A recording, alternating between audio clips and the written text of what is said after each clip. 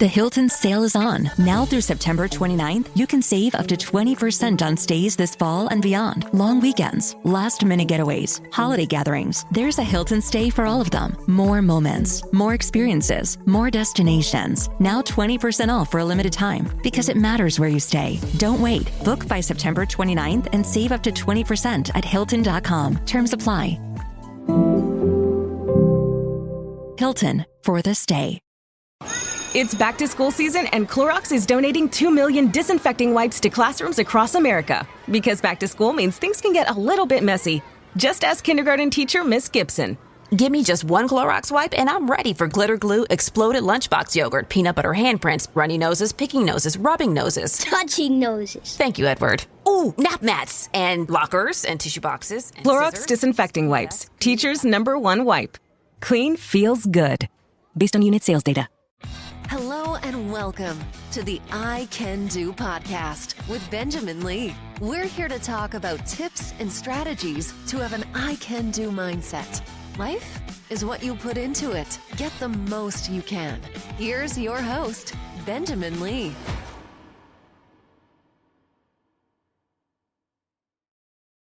All right, we are back. Another fantastic guest on the I Can Do podcast. I'm Benjamin Lee. Thank you so much for being here. We have today Joe Gagnon. Did I pronounce your name correctly, Joe? Yeah, that's good.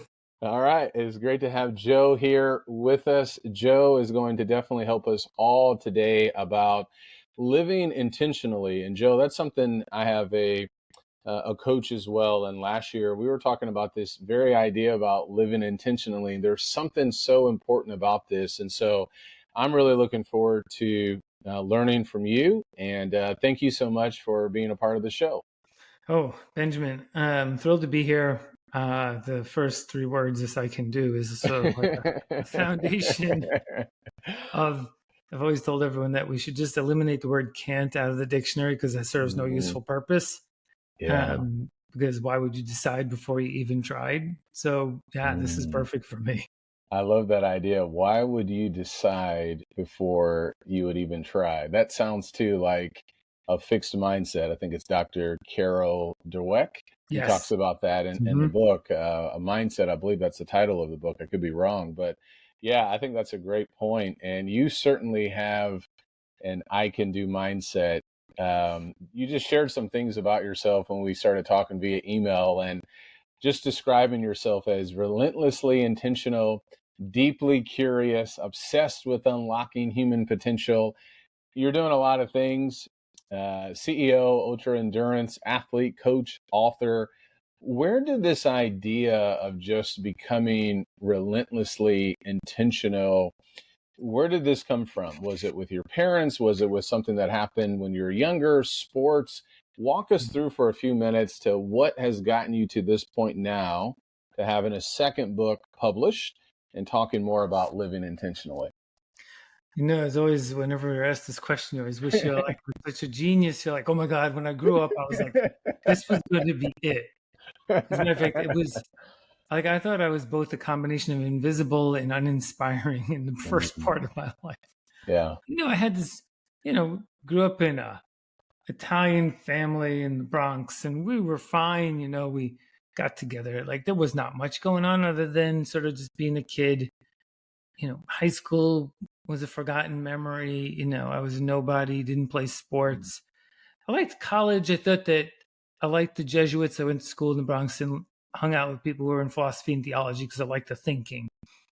Started off as a pretty uninspiring start of a career, $7 an hour, which even back then was nothing. I always like to tell people, you think I ended up with a great story, but it didn't start that way. It was like, the first week of work, my car was stolen, girlfriend breaks up with you. I had to move back in my parents' basement and was in debt for college, trying to work 2 jobs to just be able to go to the bar, let alone do anything. But what I always knew, Benjamin, was that it was never the end. It was always going to be a beginning. And what was I going to do to sort of change the circumstance? And the beginning part, that first next 15 years, was about me showing up as a great white collar worker. I was going to outwork everyone. I was going to put in the time. I wasn't going to make any excuses. It started working. The tech world was waking up. I loved technology. It was sort of fascinating. Maybe not the greatest programmer in the world, but whether it was the PC or the web or all these things, they were giving me opportunity to learn how to work and make money. Like I didn't stay at $7 an hour. I made quite a bit of money, got married, had 2 kids. It all looked beautiful from the outside. Mm-hmm. And I went to an event, like we all do at some point in our 30s, and maybe, I don't know, people drinking a little too much. I started arm wrestling with some people. I couldn't win a single arm wrestling match. Mm-hmm. And I'm like, am I really that weak? And a couple of days later at this event, someone said, hey, let's go for a run. And I couldn't run a mile. And I'm like, I thought I was like, still a young guy. Like, what happened? And, it forced a moment of reflection that maybe this idea that everyone said, go make money, wasn't really developing me as a person. I started thinking, wow, I'm not laughing. I don't have a sense of humor. I can't relate. All I know how to do is work.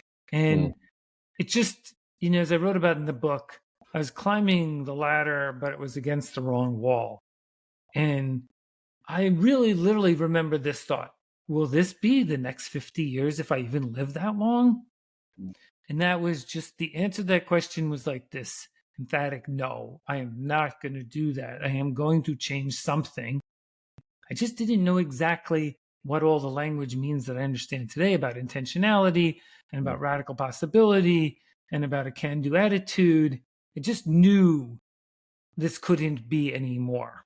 So that's when it all shifted. By the way, I was 39 years old. I was going to ask you, ask you, how old were you? And when you mentioned, for the next 15 years, you worked hard and things like that, something I was just thinking about is, you had a long runway. And sometimes we may feel like, well, I'm not doing anything, or I'm not where I'm supposed to be, but so much can get done. What did that look like then for you? You had the arm wrestle, you had that 1 mile run. Once you decided, wait a second, I feel like I'm going in the wrong direction. Is this really all there is? Did you have this audacity to quit your job? Did you take it in incremental steps? Yeah. How did you get to that singularity of intentionality? So I had met this guy in, I don't know, a couple of years before I ended up walking away. And he was telling me about starting this company. And then over the next couple of years, he got the guts. He started this company, and it was business strategy around e-commerce, around the era of the World Wide Web and all this. And he said, you should join. And I'm like, why would I do this? I had made partner in this big firm. I was making $1 million a year. I'm like, why would I do this? And he's like, well, I can offer you $150,000, which, by the way, isn't nothing, right? Okay, so I understand that. But through a little bit of coercing and a conversation with my wife, we're like, fine, we're walking away. I'm walking away. 10 years firm partner. They told me I made the biggest mistake of my life. I'm like, I don't care. I'm leaving. And so I walked away from the money, went to a startup of 15 people, and started on the path that I ended up on, which is early stage companies, ideas, big ideas, maybe no guarantee. We did have an amazing run at it, grew to 350 people and 50 million in revenue. We ended up taking the company public. We sold it to IBM. And well, I knew I wasn't going to stay there, but so it was just short because I had to go back to, I did not want to be part of one of these big systems anymore. I wanted to because what do you rely on? You rely on everyone else and the momentum of the universe, not your individual participation. And I was starting to build me. I wanted it to be, what could I do? What could I create? What could I do without any help from anyone else? And I started finding that the more I put myself in the center of that, the more I developed. I became stronger. It was the same with the athletics were developing at the same time. I started doing biathlons, which is running and bike and run. And then I started doing triathlons, and I did swim, bike, run. And then I did the Ironman, which is the longest distance of that. And then I started running and as that's building, I'm building myself as a CEO of an early stage company, a guy people could count on to go build and grow a company. And I liked what it forced me to do. This is where the intentionality started out, because if you're going to do that, you have to be ready. Like, what are you doing to get ready for that? What do you understand about everything from fundraising and financing to, systems development and product building and customers, and like loved all that learning. When I talk about being relentlessly curious, like I always wanted to know, like I had to know more. I wanted to experience. I wanted to be in the middle of it. And so I didn't need any, oxygen. I was like breathing it in from everything I got to do. One of the things I learned, Benjamin, early on was that if I led with the word yes rather than no, opportunities always opened up. And so I was the guy who just said yes. Like sometimes it didn't work out, but I was like, I didn't care. I'm just going to say yes. You want me to go there? I'm doing it. Yes. Try this? Yes. So what? Like, this is life. Like, go deep, experience it. Because when you do that, you learn anyway, no matter what. Like, I write about in the book, reframing failure as fuel. Like, that's what I learned. This was not tragic. It was my momentum that I was creating through these opportunities. And my God, it's like a snowball, as they say, it rolls downhill, it gets faster and faster because it picks up more momentum. And that's what I was doing. Yeah. You may have answered my question. I was thinking when you were talking and your friend or colleague said, hey, I want you to come to this company with me. So leaving behind $1 million and getting $150,000 or $105,000, that's a big change. I did something similar on a different pay scale where I was in pharmaceutical sales for 8 years. I ended up getting severed. I think I could have gotten another position at another company, but I wanted to give preaching a shot. And there was a training program in Southeast Texas. And so, I went from 88,000 and company benefits and car to 25,000. So, yeah. But I knew I was 30 and I knew, Joe, if I wait till I'm 40, I may be too comfortable in whatever situation that could be in to do something like that. So it's been one of the best decisions of my life. You mentioned curiosity, and maybe this is kind of similar. How long did it take for you to make that decision to leave that company and to go to that next risk? Dr. Ben Carson in his book, Take the Risk, he talks about making a list of what's the best thing that could happen, the worst thing, the best thing if you don't do anything, and the worst thing if you don't do anything. Were you making a list? I know you were talking to your wife. How were you figuring all this out for you to then say yes? Yeah. Part of it was putting myself in the other conversation, the new conversation, not the old conversation. If I kept talking to the partners that I had, then they would tell me, don't leave. If I talked only to the people who were endeavoring to do different, then you got sort of captivated and sort of like compelled, like, oh, that's what the energy system I want. By the way, I had already proven myself. Like I was good. I was there 10 years. I proved everything that I thought I should have to have proved. The other part about it, as I reflected a little bit later on, when everyone says to me like, well, I don't know if I can live through the downside. If you ever do what you did, Benjamin, or I did, the rest of your life, you're completely free. You can do anything because you've already taken what would be the biggest change you could have ever done. You did it consciously and intentionally. And then there's no downside in your life ever again. Like, because you walked away from what everyone said you should have. And now you reframed your mindset about a new perspective and a new way to feel. And my God, it was so liberating every time you interact with that new energy system. That's why this curiosity is so important. It's like, it makes you want to know. And that is a feeling that's hard to resist. It's not even like this, everyone says a dopamine hit, of like TikTok is a dopamine hit. However, like it's only for a second, like you want it for a lifetime. Like you want to create the motivation system inside you that propels you to this idea of radical possibility and living intentionally. And so I think if someone was trying to think about it, then go sort of as much as you can to live in what the future would look like so you can feel it, so that it is not a hard decision to make. So you went to the program showed you what it would be like, and you said, I fit here, I want this. Had you just started interviewing for another pharmaceutical job, you would have fallen back into that because that would have been the only input that you were getting. That would So, have been that same conversation as you were talking about. mhm. Okay. Yeah.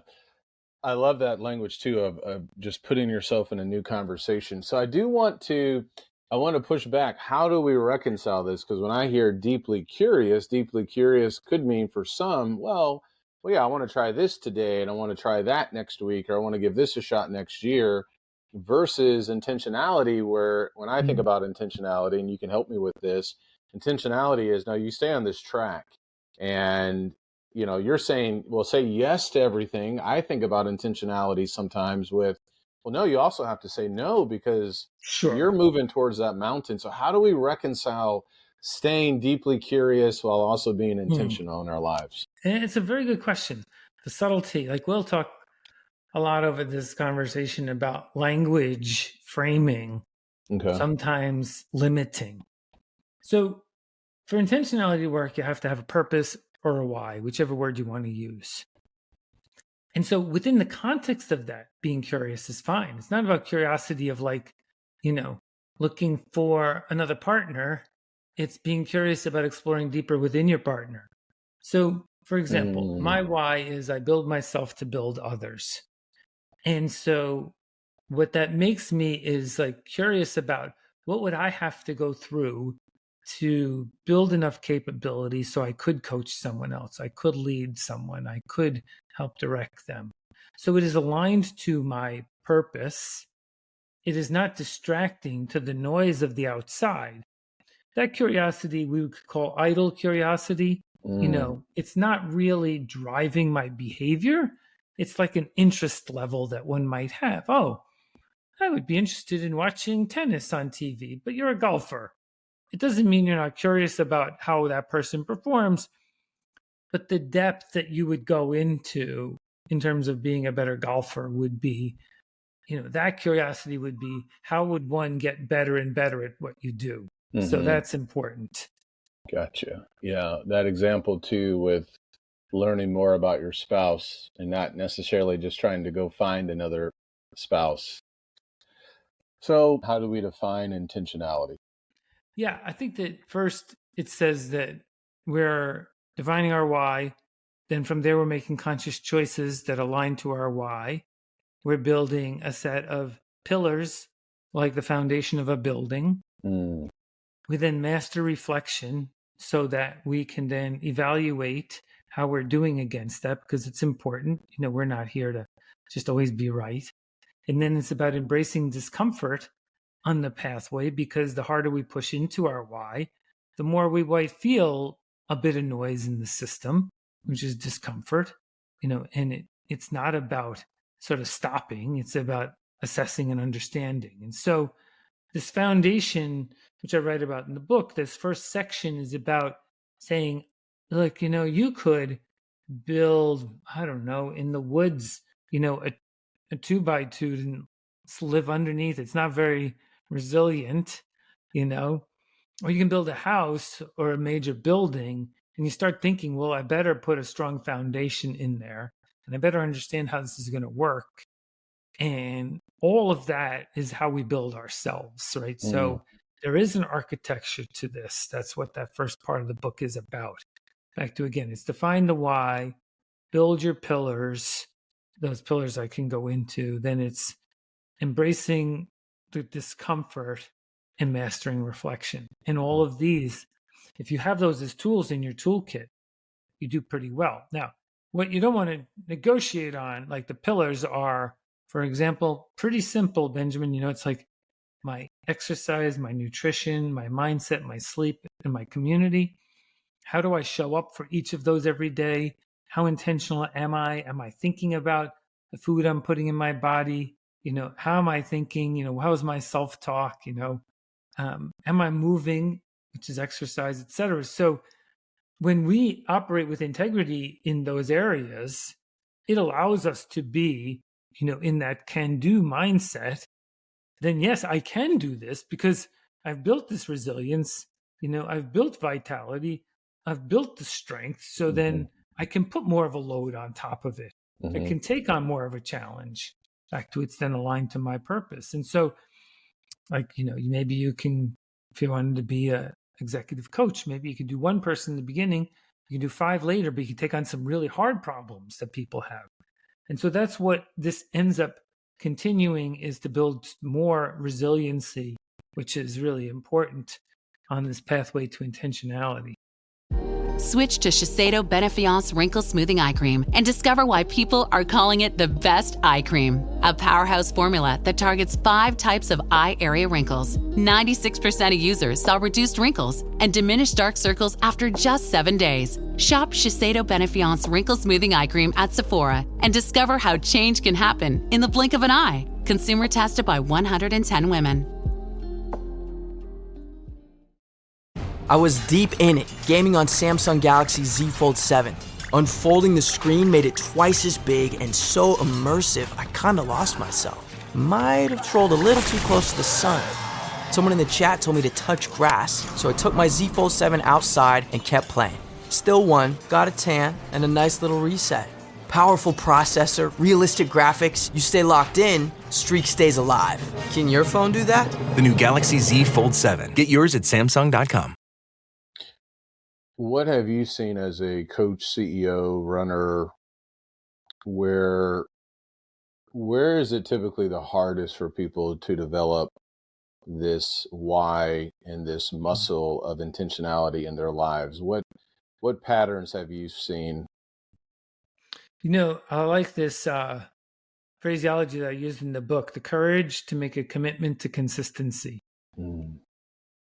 So courage, yeah, we all know, sort of like I'm willing, brave, emotionally strong. Commitment, a decision that you're going to hold to.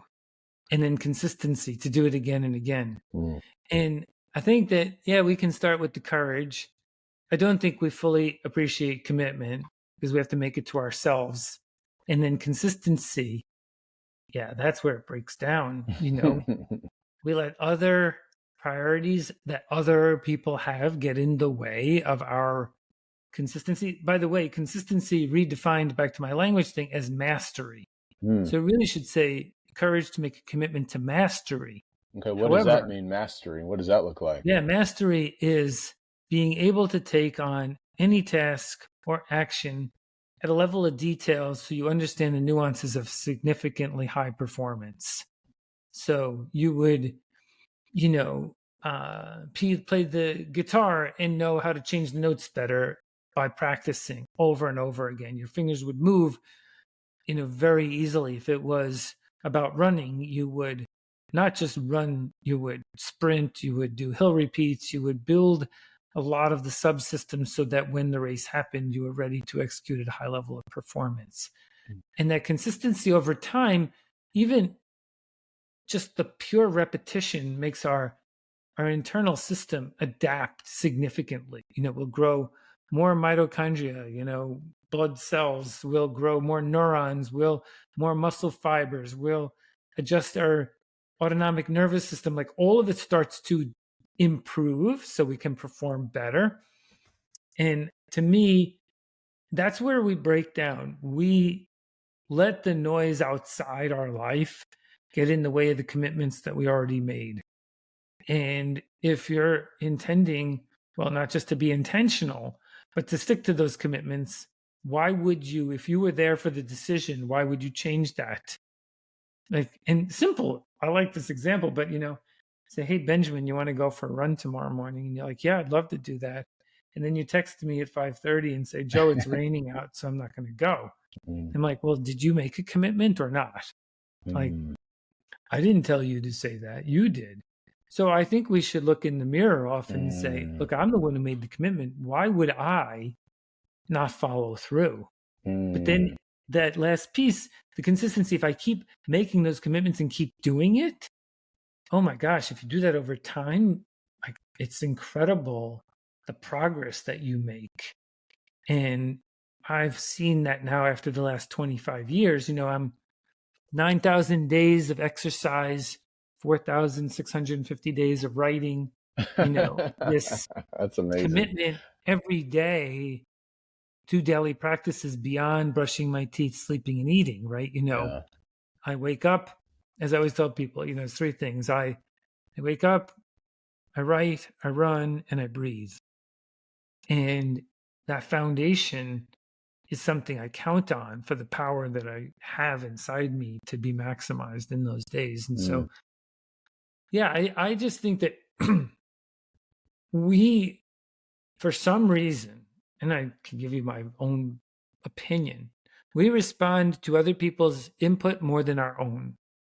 Yeah. And I am not sure that that's the way to an intentional life or a radically possible life, or one of, expanding potential. Because why would we give up our agency to someone else? What do they know?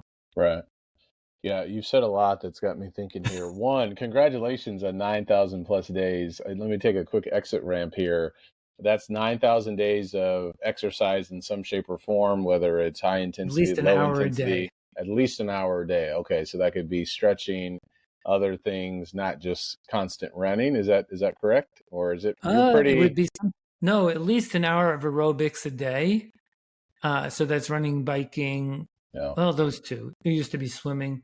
But I also do pull-ups, push-ups, and sit-ups every day. Nice. Nice. And so I work on the upper body strength and core strength. I couldn't live if I didn't do this now. Like, I'm so aligned to what movement and exercise do for me. Oh my God, it just has become like the best elixir anyone could ever have. Yeah. I started doing, I think earlier this year, and I experimented with a couple of different things with push-ups and abs. I wanted to do more ab work. And so the easiest thing that I could do was, actually, I think I started this last year with prayer, but whatever the day of the month is, Joe, that's how many push-ups I will do. And that's how many ab exercises I will do. So, when September 1st comes around, I'll do one push-up and one ab exercise. And I just increase it by one every day. Now I'm doing other exercise too, but it is fascinating and I have missed some days. So now you're challenging me, Joe, with, well, Ben, you made this commitment to do this every day. Why didn't you do it? So I really love that about looking in the mirror. Let me play devil's advocate for a second. You said earlier, well, you want to say, or when you were going through this journey, and I guess you're still going through a journey, you've been a CEO of numerous companies, say yes. This will give you an opportunity. So how do you balance when you need to say no to make sure that your exercise? I would have to imagine there are moments that you have to say no in order to get the exercise and the daily writing in. How does a person balance this with that intentionality where they can keep that agency? Well, I guess, you're highlighting a good point, and it's in the subtlety here, right? That the no's that I say are ones that would take me out of alignment to my purpose. And so here's the example. I haven't had a drink of alcohol in over 20 years, but 20 years ago, hanging out with some guys at work, and they're like, hey, we're going to go to the bar after work, and we're going to hang out and chit chat about work, and all the good big decisions are going to get done. And I'm like, well, I don't really want to go. They're like, why? I said, I'm going to go for a run. And they're like, well, you're going to miss out. I said, well, why don't you guys come with me on a run and we can have the same conversation? And they said, no, I'm not going to do that. And so I prioritized my health and well-being and just went on the run. They went to the bar. And because it was in alignment with the purpose that I had behind running, was time to reflect and meditate, time to move, time to embrace sort of this journey that I was on. And without that, then I didn't have anything. And I was living the life someone else wanted me to live. So in that instance, yes, I did say no, but it was an alignment question. If it was the curiosity side of a new opportunity that I didn't know a lot about, I would say yes, because that opens up doors. And so if you said, hey, Joe, let's go do, I know we're talking a lot about athletics, it's just an easy metaphor. Let's go do an adventure race in Florida. And I'd be like, sure. I don't even know much about it, but it sounds interesting. And so I would open up the aperture for that. But that would fit back to building myself so I could build others. The unknown, the resilience.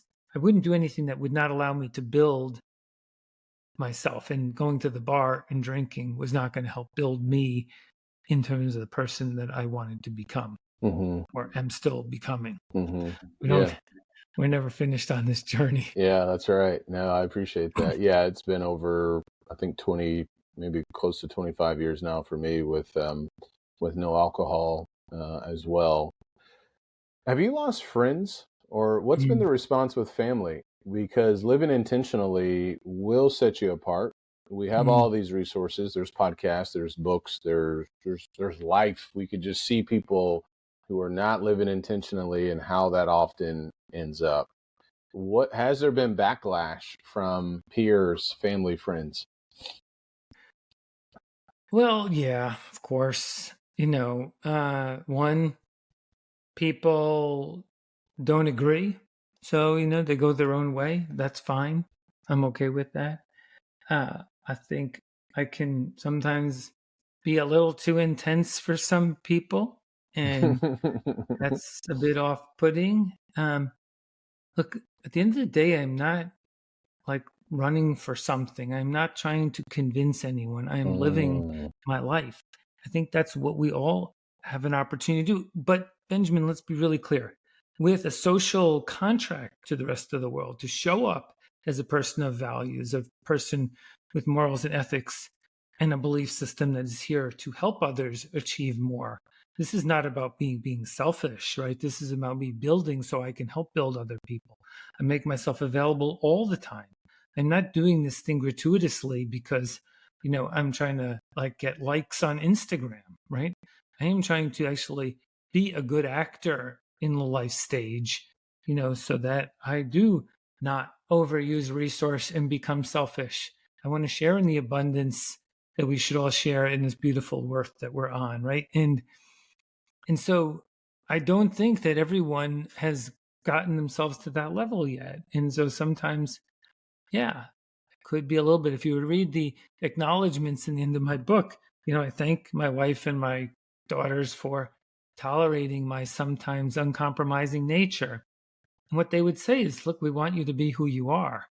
We don't want to get in the way of that, and I don't think that we should. Now, if someone's doing damage and not helping others and hurting, then yes, we should try and intervene. But the rest who walk away from us, it's not our issue. This is their issue. And I'm willing to help anyone if they want it. But yeah, I mean, when I became plant-based, my mom still asked me if I wanted chicken. So, look, they probably didn't understand. And for a while, it was probably off-putting. But let me just be really clear. My lifestyle is not a judgment on anyone else.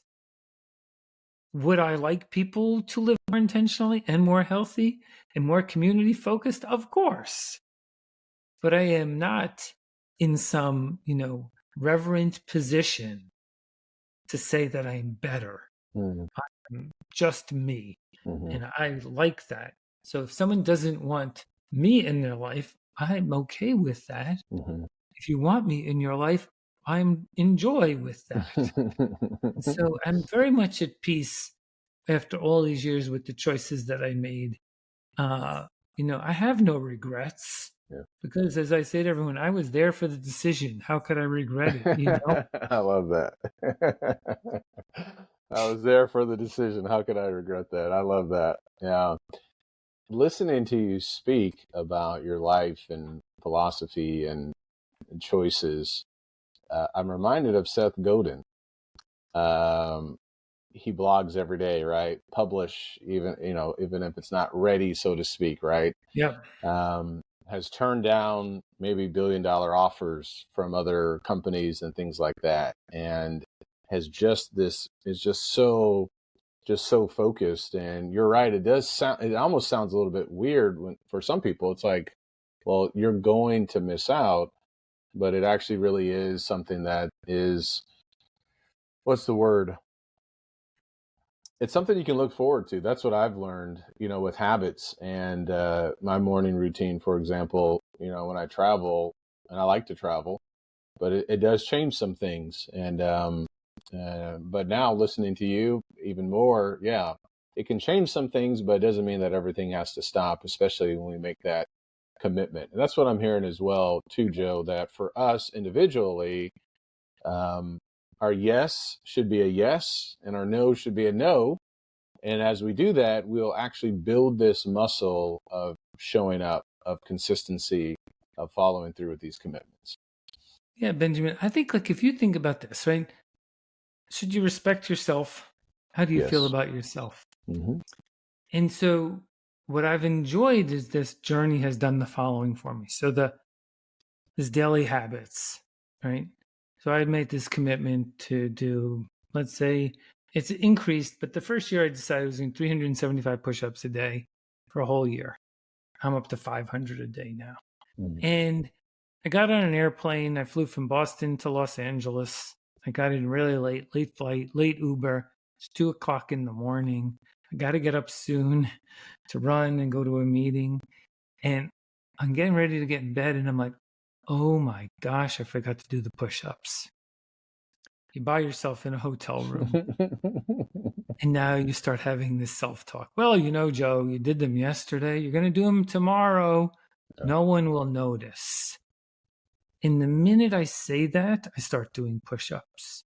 Because you realize when you say that out loud, like, why would it matter if anyone noticed? You didn't commit to them. You committed to yourself. This was something you decided that you have the agency for and the responsibility just to you. And by the way, so it's going to take me 15 minutes. So what? Like, I did it, went to bed, felt great. And I realized in that moment that I needed to be capable of overcoming the noise in my head. And the more capable I am of overcoming that noise in my head, like we all have, the more that you can be counted on for yourself in life, to your community, that everyone knows when you make a commitment, you're true to it, because this is about integrity, right? That's what happens when no one's watching, right? Because it isn't someone watching, it's what's inside us. So then when you look in the mirror, you can look, with a smile on your face, not sheepishly saying like, yeah, so you let yourself down, don't tell anyone. No, you stood up to it because this is what you decided. And that's the power that we have the opportunity to build inside ourselves. That's what I love about the daily habit. It's like, sure, you could come up with any reason, but like, is there any reason? Mm-hmm. It's been fun for me to figure out that there really aren't any. Are you tracking these habits, or are they so ingrained now that you stop tracking them? I write it down every day for the past 25 years in a spreadsheet, everything I do. So why is that? Well, accountability to myself, Okay. fun to look back, add it all up, see what the impact has been. Sort of the study of, everyone tells me things like, oh my God, you can't do all that. And I'm like, I can just show you the data. You want to see what the data looks like? So it isn't a defense to be defensive. It's this, let's break, like, I still don't understand why we think that everyone else knows more than us. Like, what is it about? Like, someone says to you, no, you can't run 57,000 miles and not have bad knees. I'm like, oh, well, I don't. Like, so why do you think that's true? Like, because, so it's all about building, like, not a support to defend, but to be a complement to what I'm setting out to do. Mm-hmm. And, maybe our mind might play a few games with us and make believe I thought I remembered something, but, it's fun every once in a while. I'll go back and read something I wrote 9 years ago or look at what I did in 2005. And I'm like, oh, wow, look at that, what you were doing and what you were writing. And it's a good revisit to, this log of life, like with your podcast here. This is a great legacy that you're leaving. Yeah. An asset that others can listen to at some point in the future that you can't hide from because it reflects who you are. It's real life. And I like that. Yeah, that's I like right. living out like that. Yeah. How often does your why change, or does it not change? And when people think about intentionality, certainly there will be times, I think, that our why could change, right? Maybe it gets even bigger, or maybe we see, oh no, it's on the wrong ladder, or it's on the wrong wall. Walk us through that. Do you have any tips, exercises? Are you evaluating at the end of each year about the previous year and where you want to go? How does all of that work? wish I could call myself a modern day philosopher, but that would be a little bold. But I think a lot about this. I think my human philosophy would say that we probably have 3/3 of how we show up on our life journey. And the first third is sort of building the foundation of who you are. The second third is showing up for family and community. And the third is giving back to create a better world. And so I think through the first third, I don't think there is a deeper purpose than creating a foundation of values and, more humanity, right? Contributing to the future of the planet. In the second third, yeah, I do think your why can be different, and I think it can evolve. And then same in the third and this is not like I fall into retirement and I'm sort of kicking my feet up and trying to, tell people how to live. No. Like it's about showing up deeper and richer throughout our lives, right? There's, both a physicality and a spirituality and an emotional state that we're in. But I do think that your why can change. I just think it needs to be explicit. To the point of, does it change every year? That would probably be a bit more dynamic than I would think about. But I do think that stages within that can, change in terms of like, what are you gearing up toward? And so, why I say, look, I build myself to help build others is that I don't believe there are enough systems to help people build themselves. We've changed a lot in society. Schools don't help. It seems like church doesn't help. Work doesn't help. Government doesn't help. So like we got to build some systems inside to help others develop. And I've found that out. So yeah, I think that in the book, I write about some of the questions we would ask ourselves to do the reflection. And I do look at the end of the year and see how my year went, and then what I want to set out to do the next year. And so it isn't always just about like a bigger race or more. It's about holding the state that I'm in this inspired way so that I can continue to optimize for myself and the community I'm part of. Do you make New Year's resolutions? Well, that language is problematic for me. I'd imagine that it would be. My first thought would be no, but I wanted to ask you. No, I don't do that. I do make annual commitments. Okay. And, I guess you could say I resolve too.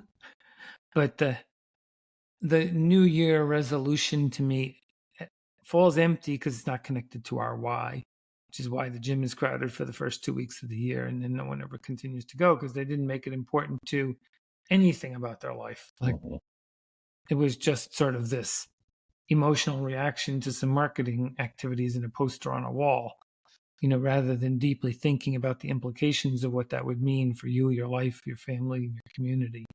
So yeah, I guess, I probably said I resolve to be plant-based and not drink alcohol, but that was a long time ago, so I don't have to touch on that again. Yeah. Yeah. I mean, look, if you or anyone likes the idea of a month, a year, any kind of trigger that would help them, set realistic expectations, talk about how that changes in your life and how your life would evolve. Think about whatever supporting systems you need to make that work. And, there's like, I do like, the atomic habits and the power of habits. I think you got to get practices underlying habits and the why backing up the practices and the habits. Because they're just, you had said habit stacking before. That is a good technique, where you do two things at the same time because you've already created a certain motion that you have. And so, drink coffee in the morning and you could write your one paragraph then because the coffee and the paragraph will get connected. And so that habit stacking, don't try and write the paragraph 3 hours later, So, yeah, I think there's this layering of these concepts that help us build more integrity into the system. Mm. What's your personal philosophy with social media? Social media often does not feel like it's going to contribute living a intentional life. With the distraction, the noise, the chaos, you have all the different things you can use now to schedule things. That still takes time. What's your personal use, personal philosophy, things that have helped, or do you just stay away from it? Well, for a long time, I stayed away because I didn't think it mattered. Like, so what? I'm doing my thing. Why does that matter? Like, and my friend said to me, it would be good for those who want to know what you're doing, to see what's possible, to experience you. You're authentic. You're not sort of performant. You're not trying to, put makeup on and get your hair perfect, right? So it comes through the right way. So I realized that I could not just paint this picture with one brush, that indeed, as long as it was fitting back to my purpose, then it's fine to use social media. So I post on Instagram. I have a website. I post on Substack, my content that I write. I use LinkedIn. And yeah, every once in a while you get sort of the dissenter and the argumentative people, but that's okay. Yeah, it doesn't bother me. I just stay consistent. So the only thing I could post is something that I am doing, feeling, living. And there are some people who want to see that.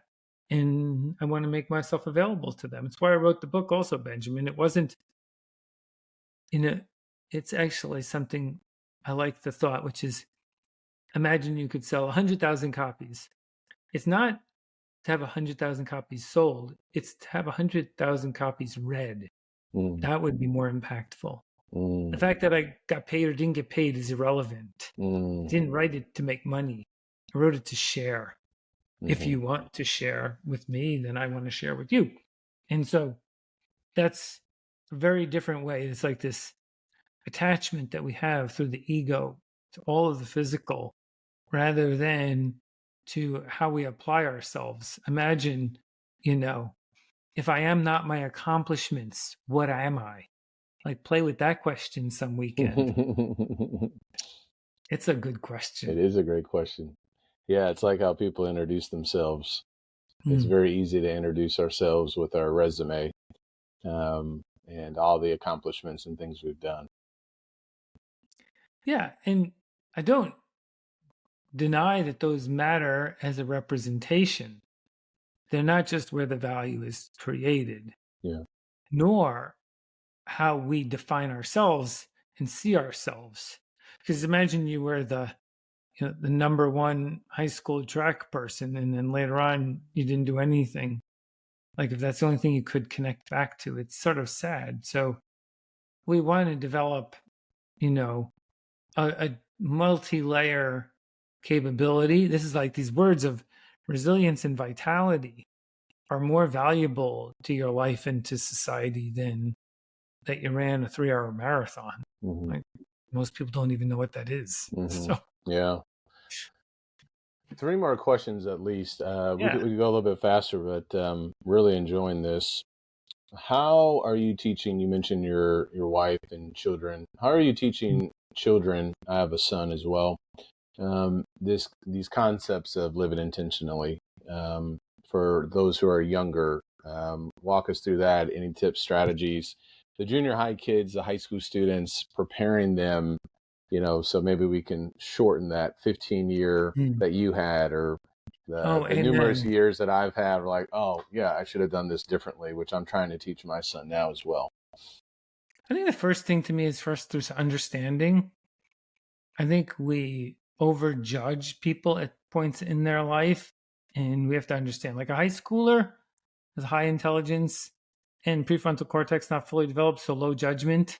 So you can't push them on judgment questions and say, oh, you don't know what you're doing. Like, the second would be then create a framework for success.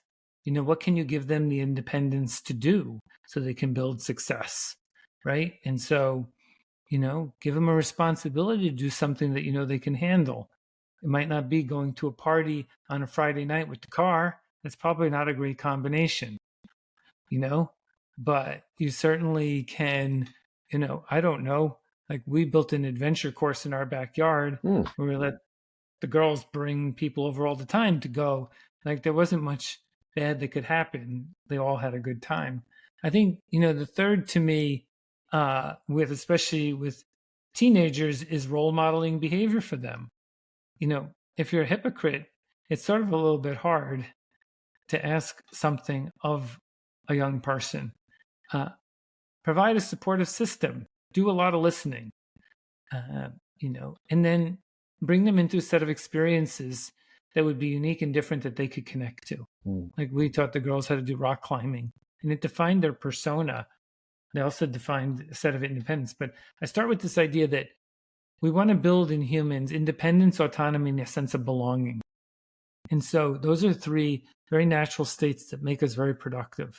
So independence, the ability to act on our own, autonomy, make decisions, and sense of belonging. They should always know you're there for them all the time. But as they grow, I learned that I'm not here to tell anyone what to do. I'm here as a resource to help them through what they need to do.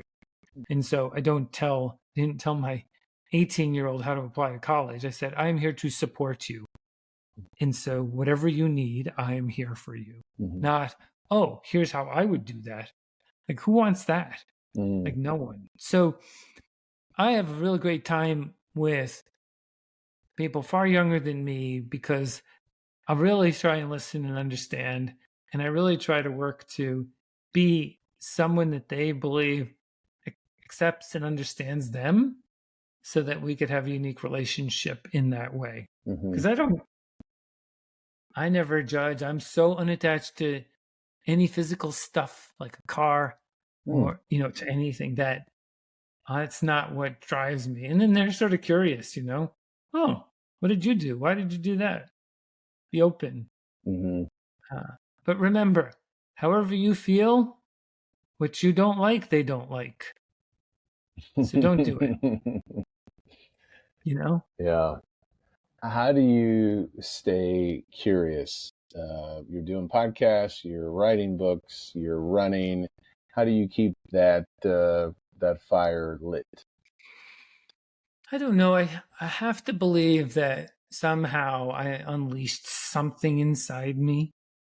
But I guess the way I always connect it back is, look, if you don't believe you have resources, like, oh my God, I don't have money, I don't have power, I don't have title on this. Curiosity is equal because it allows you to feel something that maybe no one else can feel. It allows you to experience something that you couldn't get to otherwise. And so it opens up the aperture of, what I guess we call democratization of experiences. You don't need to own a yacht to have an interesting experience. You can literally go walk in the rain tomorrow and have an interesting experience. I did the 2000 pull-up challenge because I wanted to know what it would feel like. I wanted to know how bad my hands would hurt, how much my lats would hurt, how hungry I would get, how much I would fail. I'm like, wow, wouldn't it be amazing to know that? Like, that just blew my mind that I could, just on my own, say, I'm going to go do pull-ups for 12 hours. What would happen? Now, maybe you couldn't make it past an hour, maybe like whatever, but so amazing. Like, I just want to know what it feels like. And so that's why I tell people, the next time it's pouring rain, go outside without a jacket on and walk around for a half hour and get soaking wet. See what it feels like. Are you okay when you get back in the house? Probably. But it also probably stimulated something that you wouldn't have otherwise. And you feel better about yourself. And you start to realize that, oh, wow, this is the currency, right? This is the currency that I have. It's my time. It's my intention. It's my spirit. I don't need any other currency. Yeah. Joe, this has been fantastic. You've challenged me today, and you got me thinking about a lot of things. Tell us more about the book, Living Intentionally. It's available on Amazon. Where else can people find you? And you're on Substack, as you mentioned, and other platforms. Give us the handles, and I'll put it in the show notes and things like that. Yeah, so Living Intentionally, Joe Gagnon on Amazon. Appreciate it if anyone bought it. I think you'd find value in it. Give me a review. Substack, it's Substack at Joe Curious. So it's an easy one. Not surprising. The website is all one word, thehighperformancelife.net. And then I'm on LinkedIn under Joe Gagnon. And yeah, I would love to interact with anyone. I actually put my email address in my book. So if someone wants to message me, I want to be out here, Benjamin, for the world. Yeah. I want to break the framework of thinking that, we're not here for each other, that this world of abundance that we lived in can be shared, that we can have a social contract to each other, that we can open the aperture so that everyone's life feels equally engaging and stimulating, that this idea of radical possibility is open to all of us. This is not some privilege for a few. This is the life for many. And that when we serve each other in this way, with a set of core values and respect for everyone who's sharing this planet, wow, it becomes so much of a better place that we all love and we can all be positive about every day. And, reframe those words of discomfort and suffering and failure as just pathways to growth. And know that I believe that you can do more than you think you can. And, I feel great about you and everyone else. So thank you for having me on the podcast. Yeah, you're welcome, Joe. Thank you. I owe you an apology. I mispronounced your last name at the beginning. After hearing you say it, I apologize about that. Yeah, it's a French name. Most people say it either way. So no problem, Benjamin. Thank you. Thank you, Joe. And keep on doing what you're doing. And look forward to talking to you hopefully again and learning more from you with your book. Yes, we'll continue the dialogue. Thanks. All right. Take care. Thank you all for listening, and we'll see you next time.